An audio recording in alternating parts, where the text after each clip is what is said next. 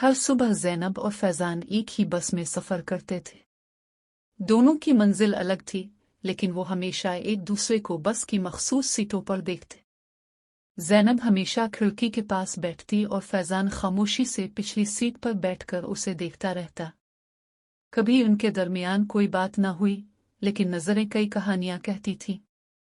ज़ैनब अक्सर खिड़की से बाहर देखते हुए मुस्कुराती और फैज़ान दिल ही दिल में सोचता, काश मैं ये मुस्कुराहट हमेशा देख सकूं। वो दिन बदन ज़ैनब से दिल ही दिल में मोहब्बत करने लगा, मगर कभी इजहार न कर सका। एक दिन फैज़ान मामूल के मुताबिक बस में सवार हुआ, लेकिन ज़ैनब नजर नहीं आई। उसने सोचा शायद वो आज नहीं आई, लेकिन अगले दिन भी वो गायब रही।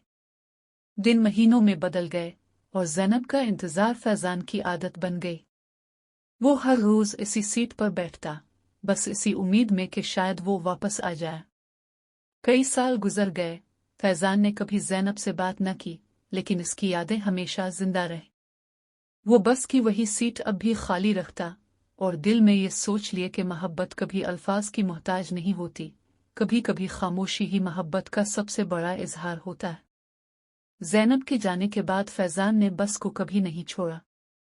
वो रोजाना इसी बस में सफर करता और जिंदगी भर ज़ैनब की उन कही मोहब्बत के साथ जीता रहा। ये मोहब्बत शायद अधूरी रही, लेकिन दिल की गहराइयों में हमेशा के लिए नक्श हो गई।